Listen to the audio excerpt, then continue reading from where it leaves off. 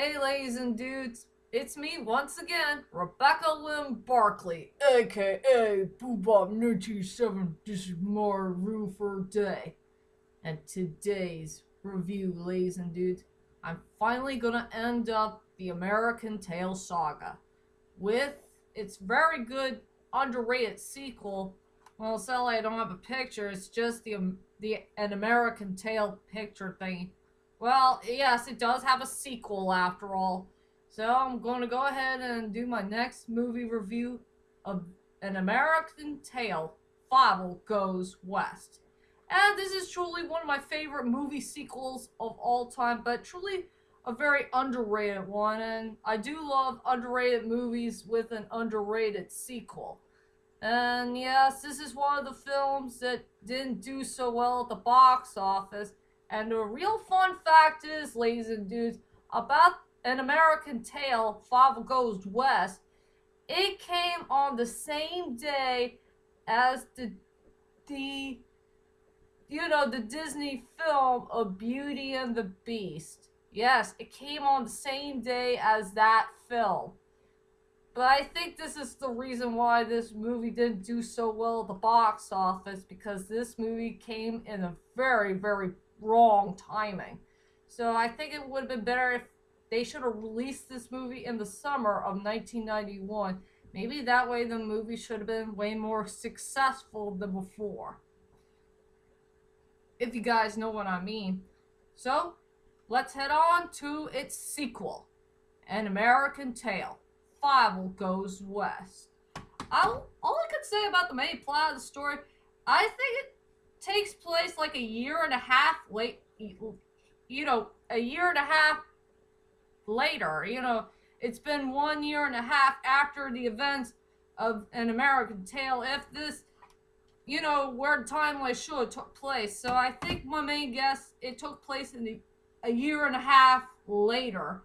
Yeah, Fievel grew up a little bit. Tanya grew up a little bit, and Yasha is still a baby, maybe like 2 years old or something. I'm not so sure how to get this timeline thing right. So my guess is a year and a half later.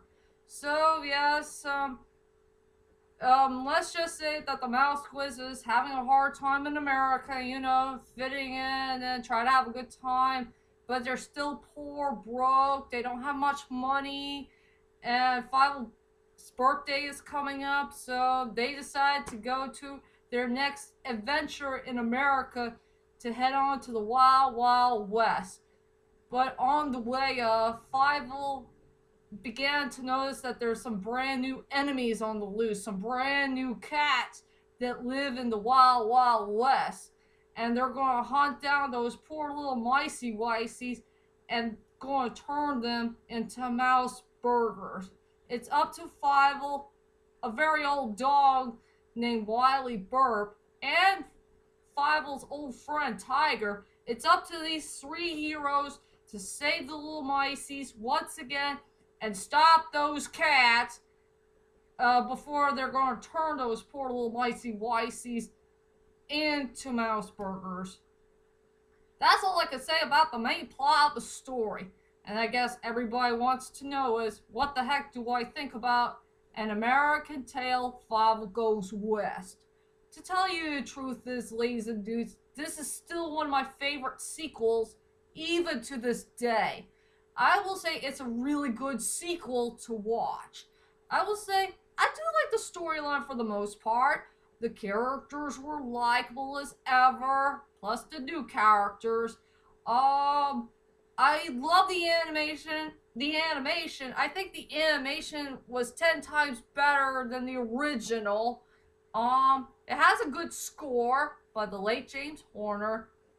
And yes, this is the final performance that came from our beloved actor, Jimmy Stewart. And yes, that is also true as well, ladies and dudes. This is Jimmy Stewart's last and final movie that he's going to be featured in his first and only animated film. And he did Western films way back, like in the 50s, And also, he's the American hero in real life. Since he's some type of air pilot, and I did read a book about it. I read it a couple of times. I got it from the library, of course. So anyway, let's head on to my strongest points and the weakest points of An American Tail, Fievel Goes West. I will say for the strongest points of the movie is the development for the characters. They finally developed the characters just a little bit more in this film. Just for these three characters, Fievel, Tanya, and Tiger. They were the three best developments I have ever seen for this movie. For Fievel, he grew up just a little bit more. He's starting to become a mature mouse, and he wants to be a cowboy. He wants to be rough and tough, even when he's 7 or 8 years old. I think that's how old he is. He's 7 or 8. He wants to be a rough and tough cowboy, using a gun and wearing a cool cowboy hat and all that stuff. That was pretty darn cool. I also love the development for Tanya, Fievel's sister. She wants to become a singer and dancer, and she wants to become famous. And she does have a very lovely voice. I really like the actress who gave Tanya a very loving, beautiful voice. And also for Tiger, he's a very well developed character. Where he turned out to be a cowardly cat who wants to be a brave looking cat who is becoming a dog.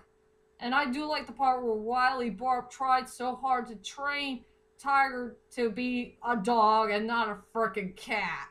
Since Tiger is the only cat we could trust in the film. If you know what I mean. So I will say the strongest point for this movie is they finally put some good development for these three characters, and three characters only. And the second strongest point of the movie is truly the second half of the film. I love the second half of this movie. Starting out the middle part and the end. I mean, it was so darn well done, and I'm very happy for what I seen in the second half of the movie. That I don't want to spoil. So for the strongest points for this movie is the development for the characters and the second half of this movie. And I do have one little weak point of this movie is I think the first half of the movie was very, very rushed. I mean, it was way too rushy. Maybe somewhere around like near middle of the film. I think they rushed this film way too much. Maybe during the cat attack scene, I think that looks pretty rushed. And the point where the mice are going to the west. So I think it's a good idea. They should slow down the movie just a little bit and add a little bit more scenes in the film. Maybe it could be an 80 minutes film. Maybe something that I will enjoy. So that's the only weak point I found with this film is the first half of the movie is very well. It's just rushy.